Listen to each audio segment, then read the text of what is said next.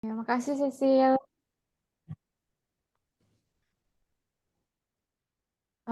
Selamat malam semuanya. Gimana kabarnya seminggu ini? Baik-baik aja ya.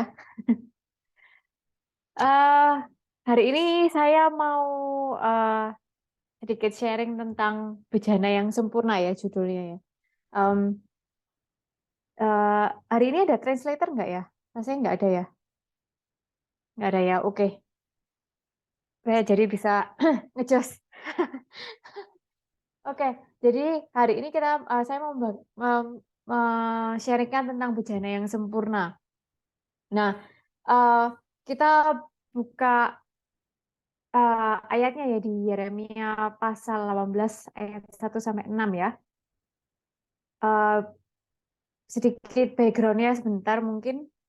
Jadi dalam kitab Yeremia pasal 18 ini, Tuhan itu memerintahkan Nabi Yeremia untuk pergi ke rumah tukang periuk. Nah, di sana Yeremia dapat melihat tukang periuk bekerja membuat sebuah bejana dari tanah liat. Nah, dan Tuhan berfirman kepada Yeremia bahwa umatnya bagaikan tanah liat di tangan periuk. Nah, mari kita baca ya. Oke, Yeremia 18 ayat 1 sampai 6. Firman yang datang dari Tuhan kepada Yeremia bunyinya, "Pergilah dengan segera ke rumah tukang periuk. Di sana aku akan memperdengarkan perkataan-perkataanku kepadamu. Lalu pergilah aku ke rumah tukang periuk, dan kebetulan ia sedang bekerja dengan pelarikan." Next. Uh, Apabila bejana yang sedang dibuatnya dari tanah liat di tangannya itu rusak, maka tukang periuk itu mengerjakannya kembali menjadi bejana lain, menurut apa yang baik pada pemandangannya. Kemudian datanglah firman Tuhan kepadaku, bunyinya, "Masakan aku tidak dapat bertindak kepada kamu seperti tukang periuk ini? Hai kaum Israel, demikianlah firman Tuhan. Sungguh seperti tanah liat di tangan tukang periuk, demikianlah kamu di tanganku, hai kaum Israel." Nah, sebelum melanjutkan, saya mau tanya di sini apakah ada yang familiar atau pernah membuat clay art seperti cangkir, piring gitu ya, vas? Eh, Pernah nggak? Ada yang pernahkah mungkin? Ada ya? Oh, Liko ya? Ada ya? Oke. Jadi kalau bagi yang eh, sudah familiar ya, ataupun juga yang belum, kan pasti tahu ya bagaimana proses dalam membuat sesuatu dari clay ya, atau dari tanah liat. Nah, Anda pasti mengerti bagaimana prosesnya. Nah, bagi yang belum, mari kita lihat apa yang dikerjakan tukang periuk dalam membuat sebuah bejana dari tanah liat. Nah, melalui proses ini, kita akan melihat apa yang sedang dan ingin Tuhan kerjakan dalam kehidupan kita. Nah, langkah pertama. Langkah pertama adalah pembersihan. Nah, seperti yang digambar itu ya. Nah, tanah liat itu kalau secara tradisional dulunya itu akan diinjak-injak ataupun dipukul-pukul ya, dibanting-banting gitu. Nah, atau kalau dengan zaman sekarang bisa juga dengan mesin, yaitu dipres dengan mesin. Nah, proses ini tuh ditujukan untuk mengeluarkan gelembung-gelembung udara pada tanah liat dan juga membersihkan dari kerikil-kerikil. Jadi mungkin akan berasa ya kerikilnya akan diambilin gitu nanti. uh, jadi tanah liat ini akan jadi semakin halus. Nah, gelembung udara yang tersisa itu juga kalau misalkan dibiarkan, nah itu akan memuai pada saat tanah liat itu dipanaskan nantinya. Nah, sehingga tanah liat itu jadi rusak bentuknya atau bahkan menimbulkan keretakan. Nah, gelembung udara di sini itu ibaratnya adalah hal-hal yang tidak dikehendaki Tuhan dalam hidup kita. Nah, banyak kekosongan dalam hati kita yang mungkin harus dihilangkan.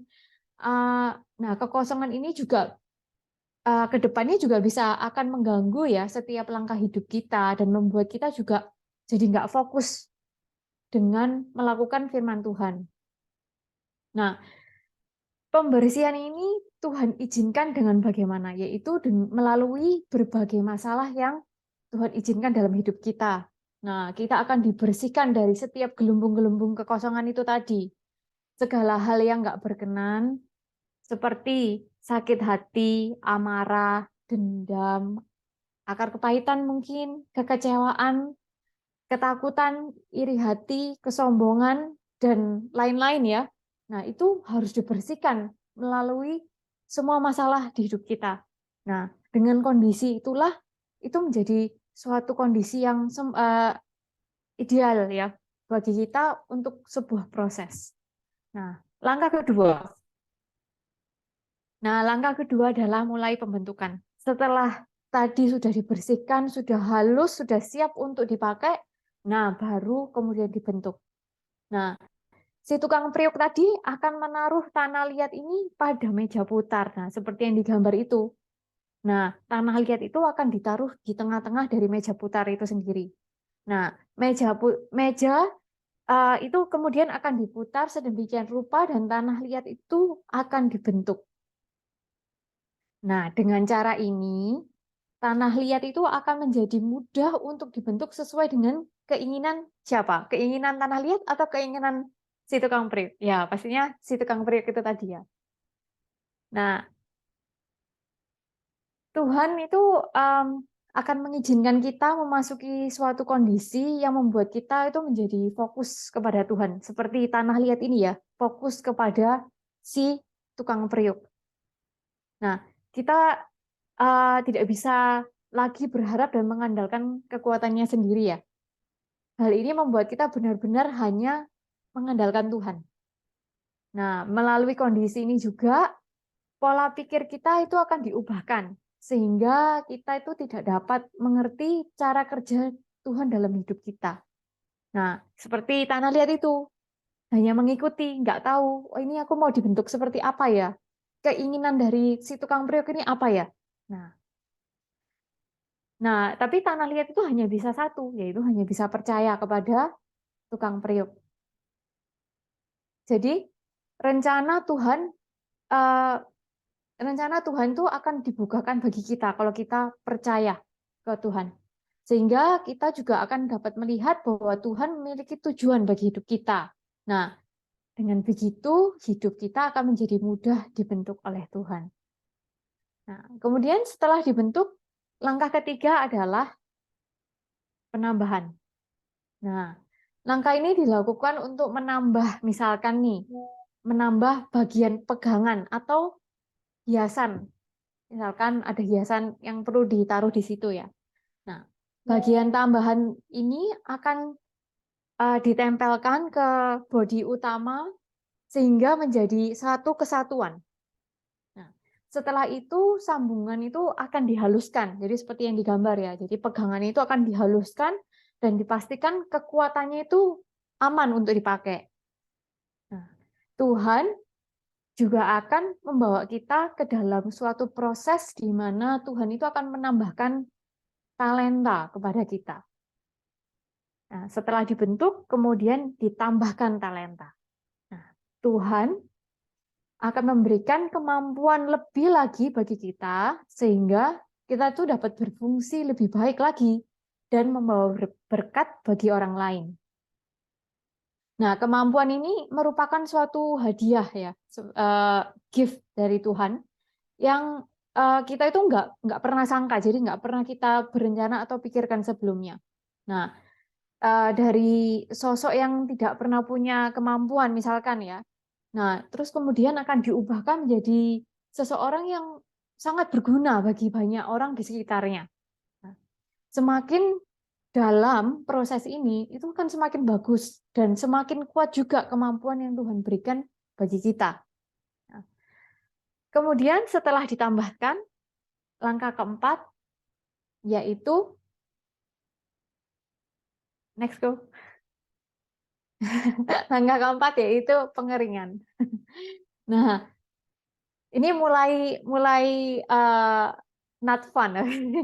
Nah, langkah keempat ini proses ini dilakukan untuk mengurangi kadar air.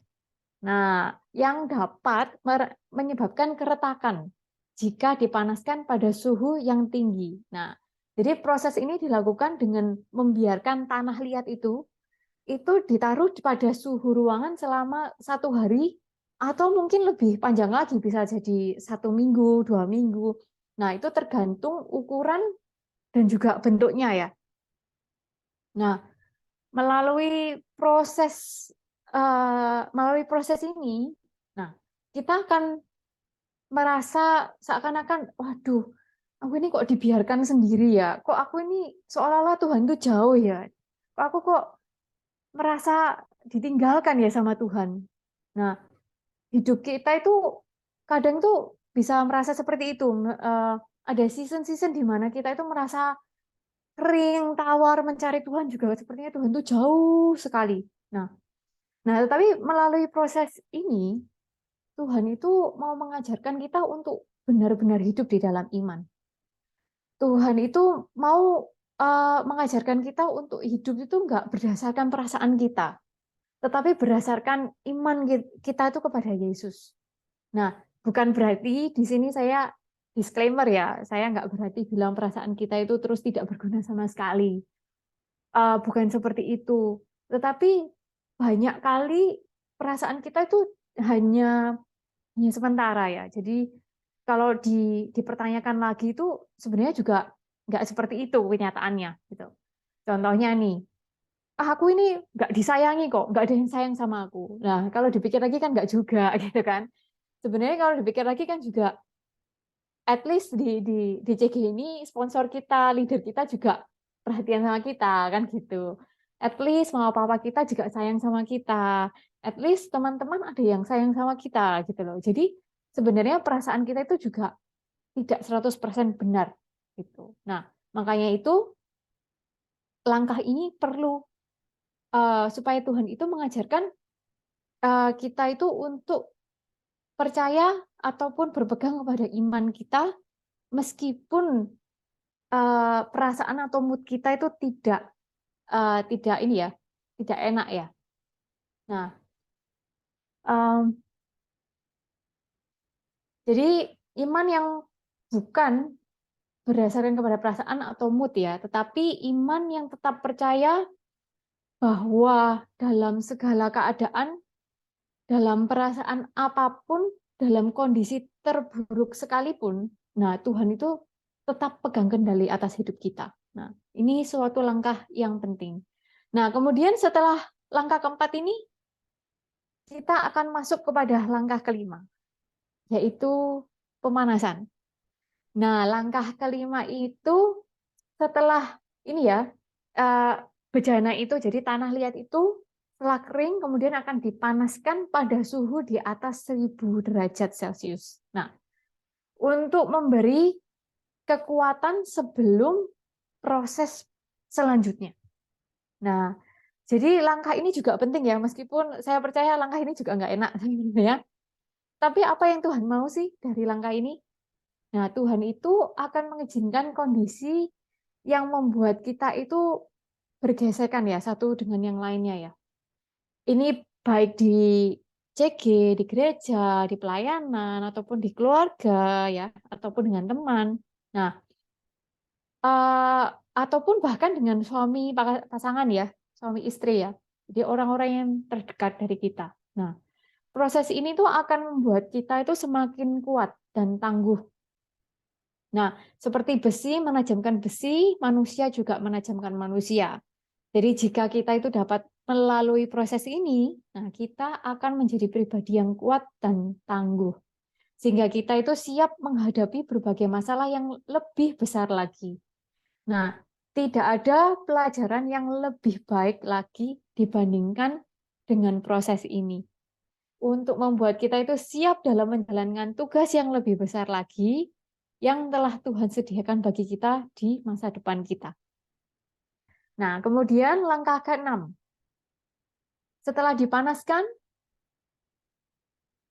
next. Jadi setelah dipanaskan, kita akan masuk kepada pendinginan. Nah, proses pendinginan itu, proses pendinginan ini adalah sebelum masuk ke proses yang berikutnya. Nah, proses ini tuh memerlukan waktu beberapa hari. Jadi setelah itu kita akan dibawa lagi ke dalam proses pendinginan di mana kita itu akan kembali merasa sendiri lagi. Jadi pendinginan ini ditaruh lagi ya seperti yang sebelumnya ya, didiamkan di suhu ruangan dan dibiarkan mungkin seminggu atau 2 minggu tergantung dari bentuknya. Nah, kondisi ini akan mempersiapkan kita untuk memasuki tahap berikutnya yang lebih panas lagi dari sebelumnya. Nah, melalui keadaan ini, iman kita itu justru semakin dipertebal. Nah, karena ujian-ujian yang ada akan membuat kita itu benar-benar dapat melihat bahwa Tuhan itu hidup. Membuat kita itu semakin percaya kepada Tuhan bahkan dalam kondisi terburuk sekalipun.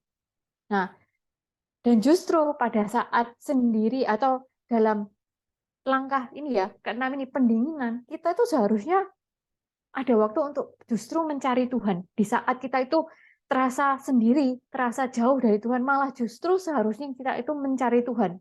Karena kita itu seharusnya meskipun diam ya, pendinginan kan itu diam. Tapi justru kita tuh harus mempersiapkan diri. Jadi diam itu juga bukan berarti 100% diam, tapi juga kita itu harus bersiap-siap untuk proses atau langkah selanjutnya yang lebih berat dari sebelumnya. Nah, kita lihat langkah ketujuh. Nah, langkah ketujuh ini pengecatan. Tapi sebelum pengecatan, ya proses setelah pendinginan yaitu adalah menambahkan bahan. Jadi proses berikutnya itu menambahkan bahan yang membuat barang ini bejana itu ya terlihat itu berkilau atau kemudian diberi cat dengan warna yang dikehendaki ya. Jadi dikasih setelah didinginkan bejana itu akan dicat dulu atau dikasih apa ya, kalau kayu itu di furnace ya, jadi dikasih lapisan untuk berkilau. Nah, sesuai dengan kehendak si tukang periuk ya. Nah, kemudian setelah itu bejana itu dipanaskan kembali lebih panas daripada sebelumnya, itu di atas 1000 derajat Celcius. Nah, hal ini itu penting karena untuk memberikan hasil yang sempurna pada proses terakhir. Nah, melalui proses ini Tuhan itu mau menambahkan sekali lagi kemampuan dalam diri kita. Nah, kita itu akan dibawa kembali ya pada suatu kondisi yang memerlukan ekstra energi untuk dapat menyelesaikan tahapan ini.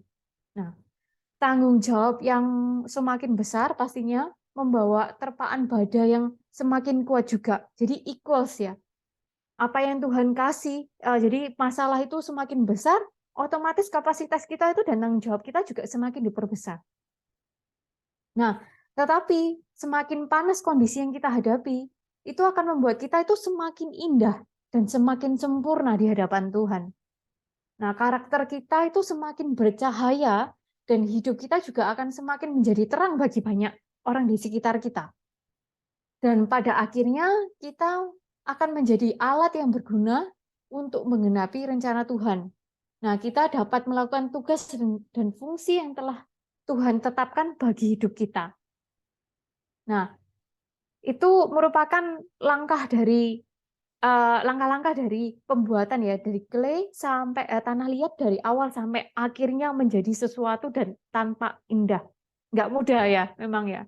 Dan Tuhan pun bilang, ternyata proses hidup manusia itu seperti itu gitu loh. Tuhan itu membawa Yeremia untuk belajar dari tukang priuk itu karena Tuhan itu ingin memberitahukan bahwa manusia itu memiliki proses kehidupan yang persis dengan bejana yang sedang dibentuk itu. Nah, tanah liat tidak secara otomatis berubah ya menjadi bejana atau sesuatu yang indah pada awalnya ya, tetapi tanah liat itu harus melalui beberapa proses itu sehingga dapat menjadi sebuah bejana yang sangat berkualitas bahkan yang sangat mahal sekali. Jika satu langkah ya, misalkan nih tadi langkah ke-1 sampai langkah ke-7, misalkan ada yang di skip atau mungkin ada yang dipercepat ya prosesnya. apakah yang terjadi? Jadi maka tukang periuk itu nggak akan memperoleh hasil yang sama lagi. Nah, jadi satu langkah saja dilewatkan, maka tukang periuk itu nggak akan memperoleh sebuah bejana yang baik ataupun berkualitas. Nah, mungkin saja dia hanya akan memperoleh bejana yang bentuknya kurang bagus, atau permukaannya retak-retak mungkin, atau penampilannya itu tidak berkilau, dan juga tidak tahan lama. Nah, dan indahnya ya, kalau kita kembali pada ayat tadi ya, jadi seperti di Yeremia 18 ayat 4,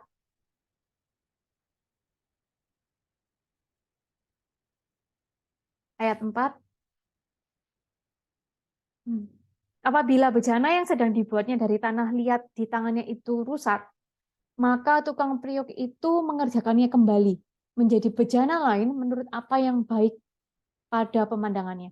Nah, jadi ketika tanah liat itu tidak mengikuti tangan bentukan ya dari tangan si tukang periuk dan menjadi rusak misalnya, maka proses itu akan diulang kembali, bukan dibuang. Tapi si tukang periuk akan mengulangnya kembali dari awal.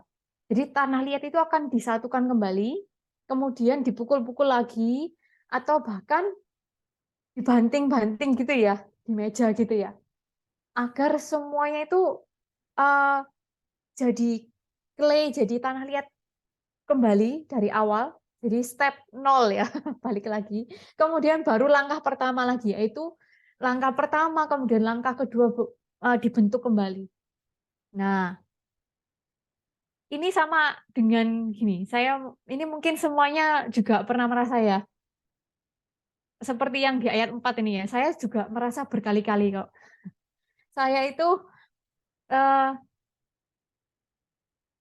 saya mau menanyakan ya, pernahkah kalian tuh merasakan ya dalam in one point of our life ya, merasakan satu hal itu terjadi di hidup kita itu diulang-ulang terus gitu loh sama Tuhan.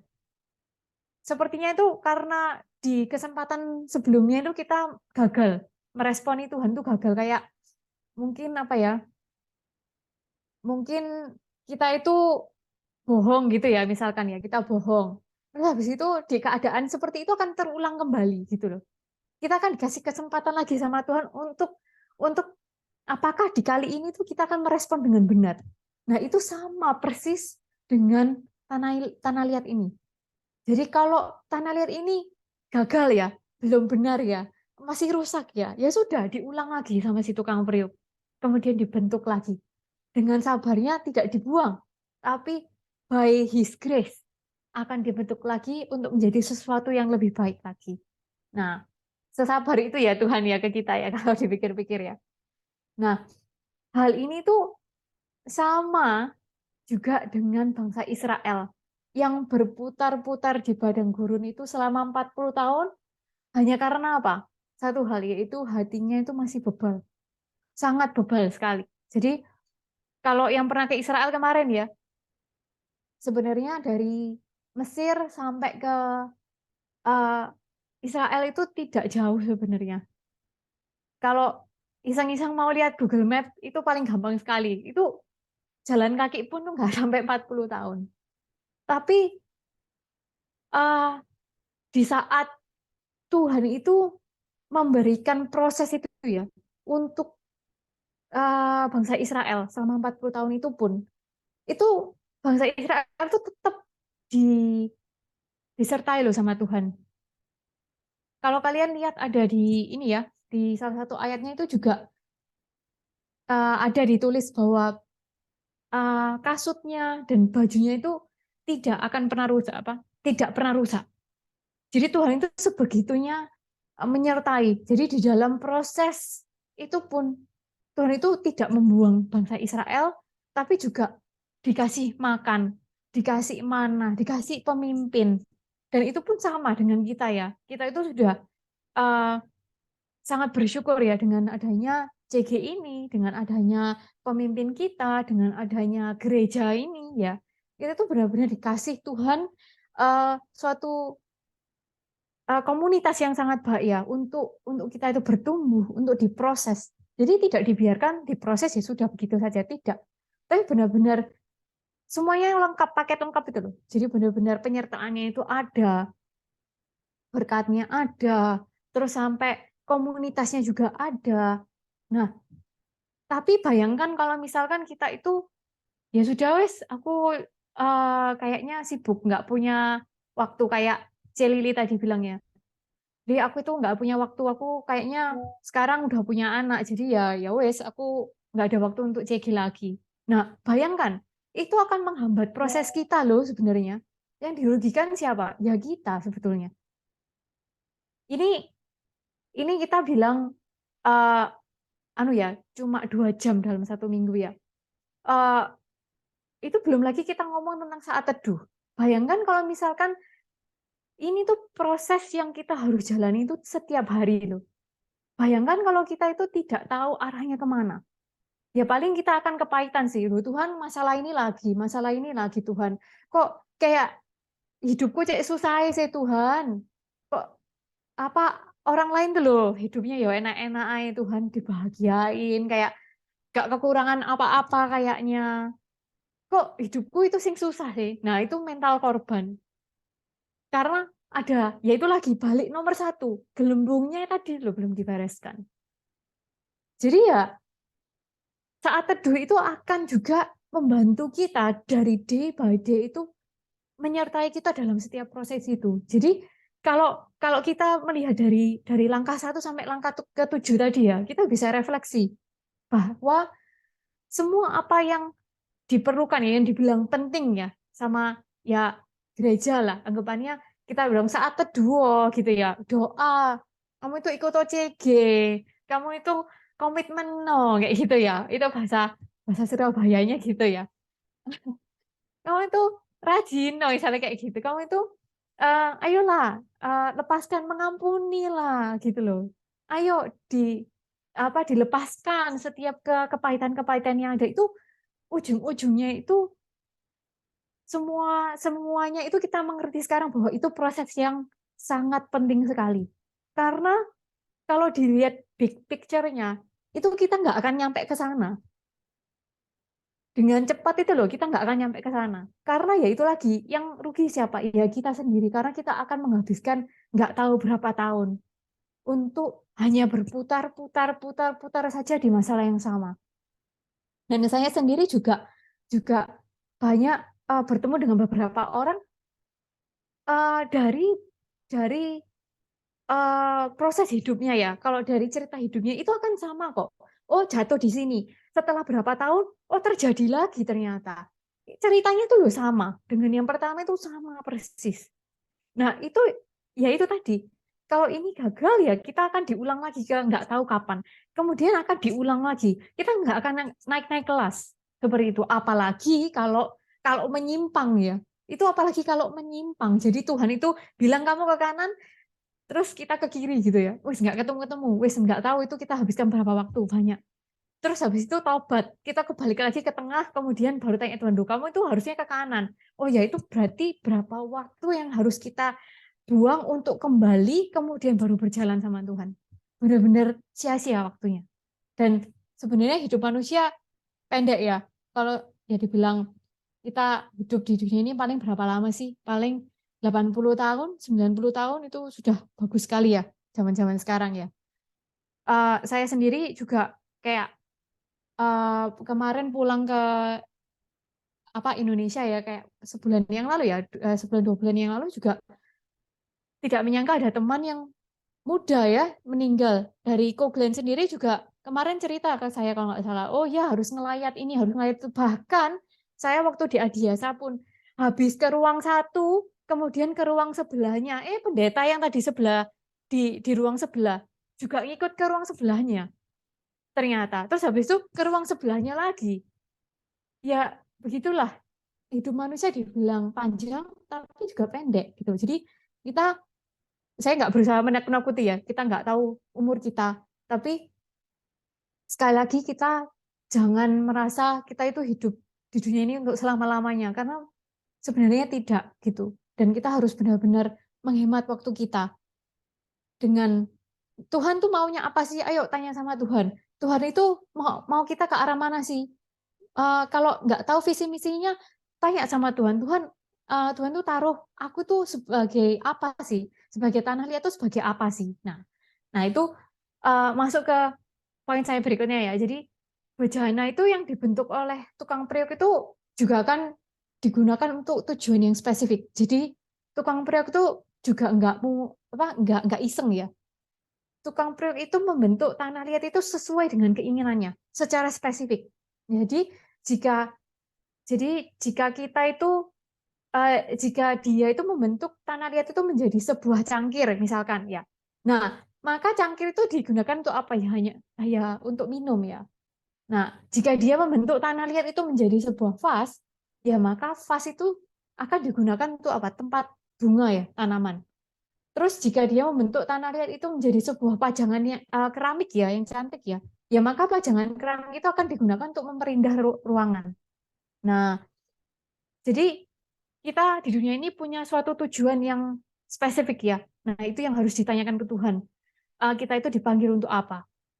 Nah, semua pembentukan itu punya maksud dan tujuan yang spesifik. Jadi demikian juga dengan hidup kita. Tuhan itu mempunyai maksud dan tujuan spesifik untuk membentuk hidup kita. Nah, saya itu mengerti bahwa menjalani setiap proses dan musimnya itu memang nggak mudah ya. Saya juga tidak lepas dari itu. Tidak ada yang bisa lepas dari proses ini. Saudara-saudara semuanya menjalani ya. Nah, tetapi setidaknya itu ada 3 cara untuk meresponi proses Tuhan yang setidaknya dapat mempermudah dan mempercepat prosesnya. Yang pertama adalah rela untuk dibentuk. Nah, kita itu harus mengerti bahwa tidak ada momen dalam kehidupan kita itu yang bukan merupakan tuh proses bagi hidup kita ya. Setiap momen itu merupakan bagian dari proses kehidupan. Oleh karena itu, kita harus belajar merelakan hidup kita, memiliki hati yang benar-benar rela dan berserah kepada Tuhan agar hidup kita itu dapat dibentuk oleh tangan Tuhan. Nah, setiap kita mengeraskan hati ya, misalkan, duh Tuhan, nggak mau dibentuk kayak gini, ini terlalu susah, misalkan kayak gitu. Ataupun kita bersungut-sungut seperti bangsa Israel kepada Tuhan. Dan apalagi kita lari dari apa yang kita alami. Nah, maka hidup kita itu akan bagaikan tanah liat yang keras, yang susah dibentuk. Tuhan akan mengizinkan perkara-perkara yang akan membuat kita menjadi mudah dibentuk sesuai dengan rencananya. Jadi, relakanlah hati kita untuk menjalani proses yang sedang Tuhan izinkan terjadi dalam hidup kita. Saya nggak tahu ya, proses ini di masing-masing kalian apa di hari ini. Saya nggak tahu kalian di langkah yang keberapa tadi, Sudan. Tapi yang pasti adalah rela. Punyalah hati yang benar-benar rela. Karena itu akan sangat-sangat mempermudah. Bersyukur atas proses pembentukan yang sedang Tuhan kerjakan melalui berbagai macam perkara. Akan ada saatnya di mana kita akan melihat hasil bentukan tangan Tuhan bagi hidup kita, dan kita akan bersyukur atas apa yang telah kita alami bersama Tuhan. Nah, bersama Tuhan. Jadi, kita di hidup ini memang diberikan 2 pilihan ya. Tuhan itu bukan Tuhan yang jahat, yang seperti kita itu jadi robot gitu, disetel kayak gitu. Kemauannya hanya seperti Tuhan, nggak seperti itu. Jadi kita itu diberikan kebebasan memang. Nah, tapi kita harus menyadari 2 option itu adalah, satu, menjalani proses hidup kita bersama Tuhan, atau menjalani proses hidup kita secara sendiri. Kalau saya pribadi, ya lebih baik sama Tuhan ya. Prosesnya aja susah gitu loh. Daripada susah sendiri, ya mending bersama dengan Tuhan ya. Pasti ada favor-favor, pasti ada penyertaan yang dari Tuhan. Nah, kemudian selanjutnya yang kedua, cara untuk supaya mempermudah dalam uh, proses Tuhan ya. Caranya adalah melepaskan setiap sampah masa lalu. Nah, saat ini mungkin kita itu dapat menyelami apa yang saat ini mungkin kita nggak bisa ya, nggak bisa menyelami apa yang Tuhan sedang kerjakan dalam hidup kita. Mungkin masalah yang terlalu berat, saya mengerti.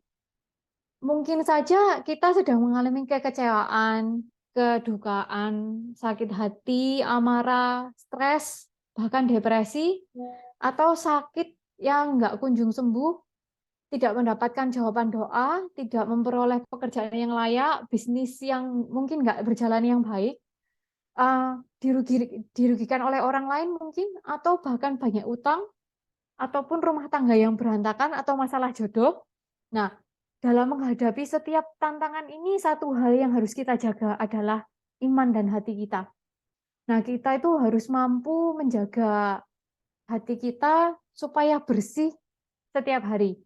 Nah, saya selalu punya prinsip ya. Saya itu berusaha hati itu harus seperti teflon. Kalau kita masak itu ya, jadi teflon itu kan nggak lengket ya. Jadi kalau kita masak telur atau apapun itu gampang kan ya masaknya. Nah itu sama, mengatakan sesuatu yang membuat kita pahit misalkan, ataupun hal-hal yang mengecewakan gitu. Kita juga harus apa ya, memutuskan dalam hati kita kalau oke, saya harus punya hati yang seperti teflon. Saya nggak perlu menaruh di dalam hati. Kalau ya, kepahitan itu harus segera keluar. Jadi di dalam itu pun juga tidak menumpuk hal-hal yang negatif ya. Jadi seperti kayak Kojon ya. Kojon itu pernah bilang pada saat kita hanya cuma bisa melihat negatif ya dalam hidup kita ya. Caranya adalah mengeluarkan kenegatifan itu dan juga harus uh, mengisi dengan sesuatu yang positif.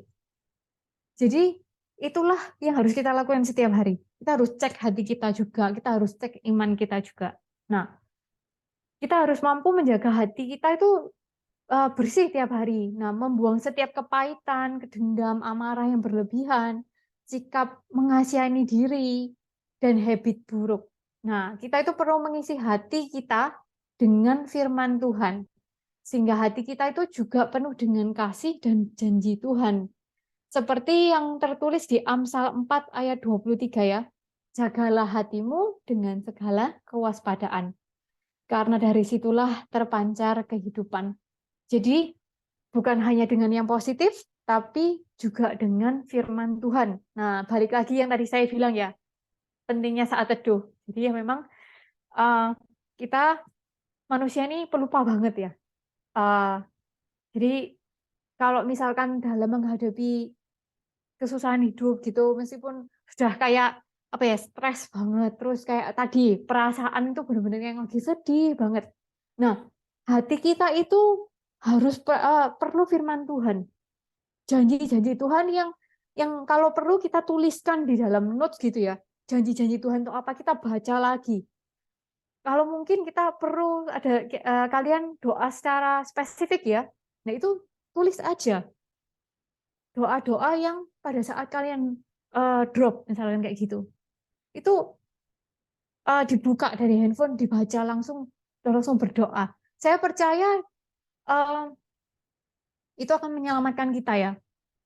Jadi kalau misalkan hati kita pun setiap hari dicek, hati kita itu jauh dari setiap kenegatifan itu ya, maka saya percaya dengan hati kita dari dalam kita juga akan terpancar kehidupan.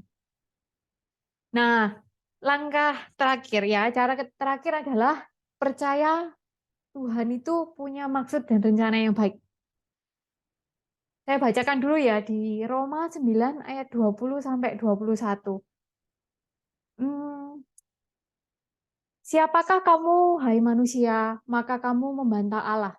Dapatkah yang dibentuk berkata kepada yang membentuknya, mengapakah engkau membentuk aku demikian? Apakah tukang periuk tidak mempunyai hak atas tanah liatnya? Untuk membuat dari gumpal yang sama suatu benda untuk dipakai guna tujuan yang mulia, dan suatu benda lain untuk dipakai guna tujuan yang biasa. Nah, jadi dari sini, ini ayat ini bagus banget ya. Jadi sebenarnya kita itu sebagai tanah liat itu tidak punya hak untuk bilang, kenapa kamu itu bentuk aku Tuhan?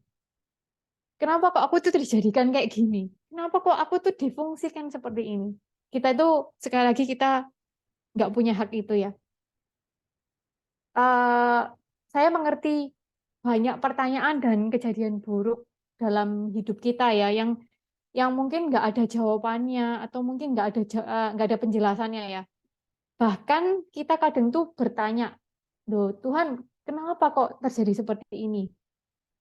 Kenapa bila Tuhan itu baik, kok banyak kejadian buruk diizinkan dalam hidup saya? Kita itu harus menyadari ya bahwa Tuhan itu punya kedaulatan yang kekal. Tuhan itu tidak pernah berhutang penjelasan kepada kita. Dan kita tidak harus mengerti segalanya.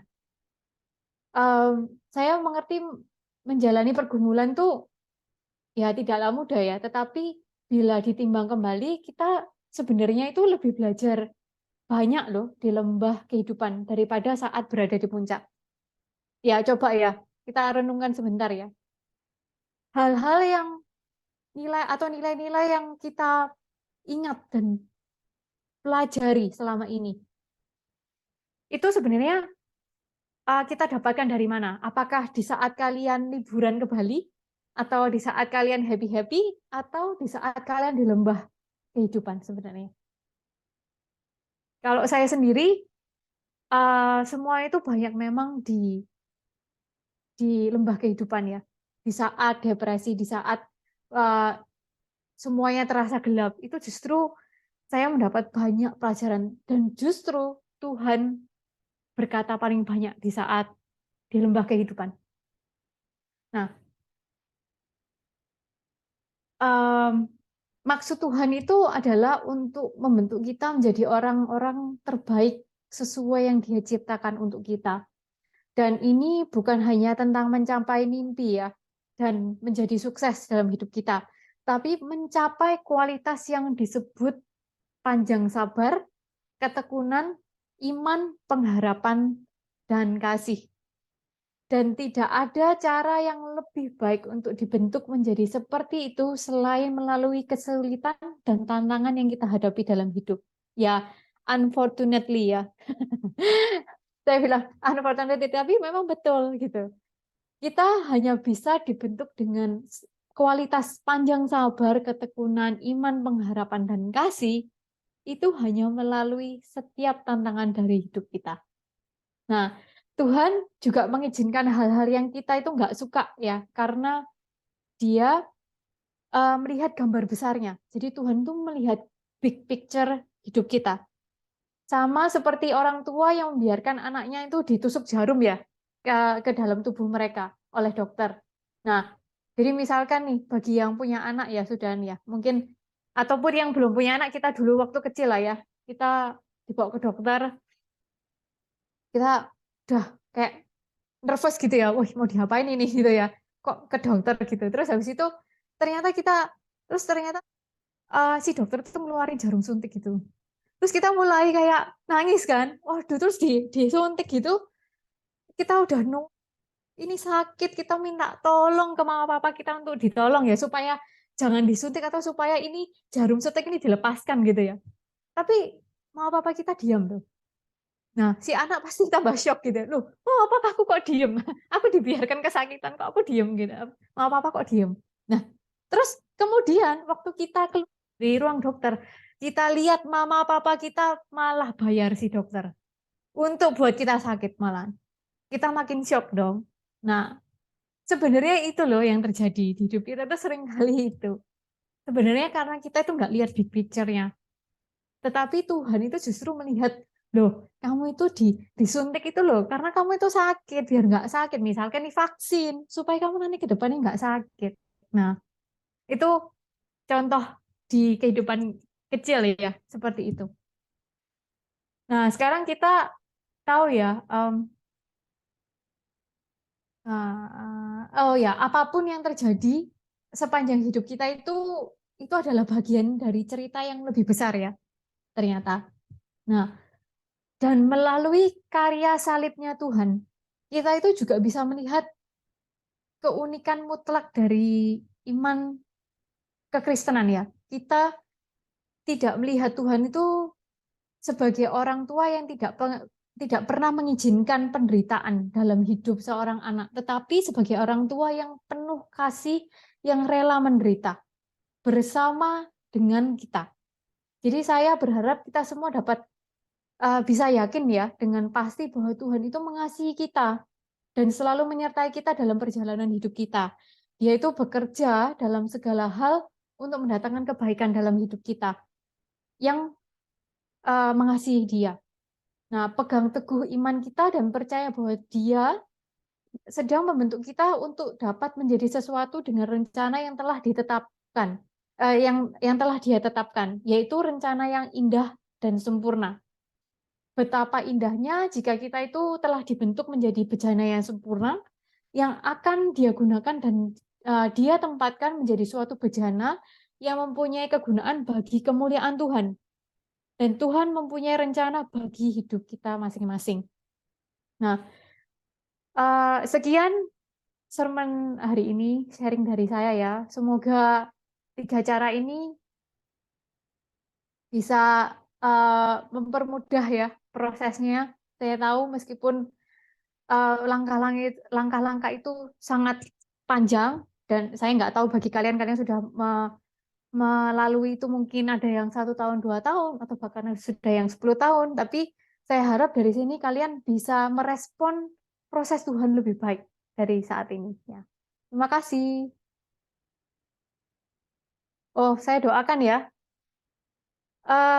Mari kita berdoa, teman-teman.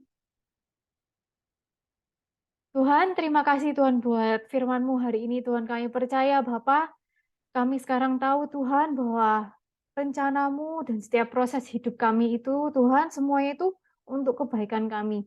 Dan semuanya itu Tuhan, tujuannya Engkau punya rencana yang baik, Tuhan. Engkau punya suatu fungsi, Tuhan, bagi hidup kita masing-masing secara spesifik, Bapa. Tuhan, kami mau memberikan hati kami, Tuhan, kembali, Tuhan, untuk bertobat, Tuhan. Hati kami yang masih keras Engkau lembutkan, Tuhan. Biar kami ini rela untuk dibentuk, Tuhan. Biar kami ini, Tuhan, percaya menaruh iman kami, percaya, Tuhan, bahwa Engkau Allah yang punya tujuan yang paling terbaik. Rencanamu itu yang terbaik, melebihi daripada rencanaku sendiri, Tuhan. Bapa, ajar kami untuk di hari-hari ke depan, Tuhan, biar hati kami ini, Tuhan, biar kami bisa melihat dan bisa mengerti, Tuhan, apa yang menjadi visimu, Tuhan, apa yang menjadi big picture dalam hidup kami ini, Tuhan.